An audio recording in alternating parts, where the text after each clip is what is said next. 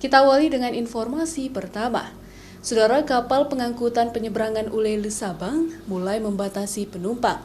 Hal ini dilakukan dengan menerapkan sistem 50% penumpang atau setengah dari jumlah biasanya.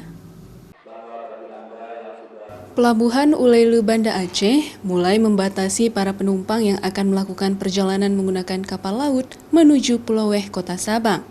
Pembatasan ini mulai dilakukan menjelang Hari Raya Idul Fitri dengan menerapkan sistem 50% atau penumpang hanya boleh berangkat setengah dari jumlah maksimal keberangkatan.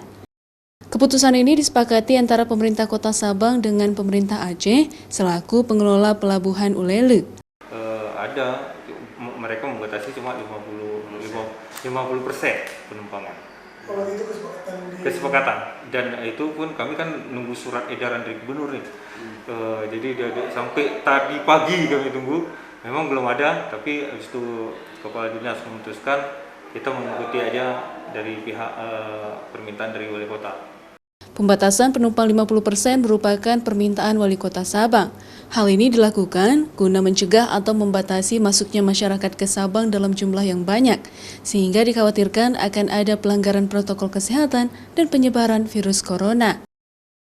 Syahril, Kompas TV, Banda Aceh.